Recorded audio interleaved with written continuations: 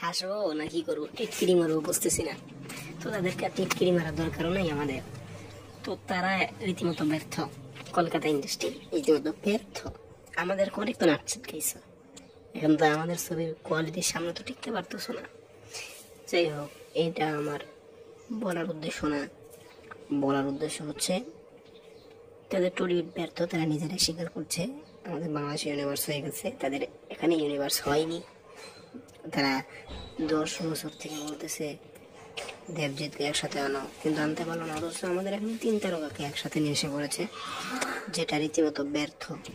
Tollywood রীতিমতো ব্যর্থ, হেরে গেছে। আর কি বলার আছে এদেরকে। যাই হোক, তোমাদেরকে একটা পরামর্শ দিতে চাই, বুঝছো? তোমরা তো হিংসা না করে আমাদের যে রাইটার আছে তাদেরকে ওখানে নিয়ে যাও, নিয়ে যেয়ে ভালো করে একটা দেবজিৎ খানার ব্যবস্থা করো। আমরাও দেবজিৎকে পছন্দ করি, আমাদের দেবজিতের ক্ষেত্রে কোনোই নেই। আমরা চাই দেবজিৎ আমাদের ছবি নিয়ে করুক, আমার মন চাইতেছে দেবজিৎকে আমাদের ওখানে নিয়ে এসে করি। তোমরা তো ব্যবহার করতে পারছো না টলিউড।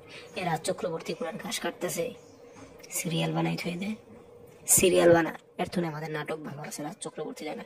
আর এত এত সুন্দর দুজন অভিনেতা থাকা সত্ত্বেও তোমাদের ইন্ডাস্ট্রি তাদের দুজনকে ব্যবহার করতে পারছে না। Very bad. তো যাই হোক, তাদেরকে যদি গল্প স্টোরি না বানাতে পারো, বাংলাদেশ থেকে স্টোরি নিয়ে যাও। তো থ্যাংক ইউ।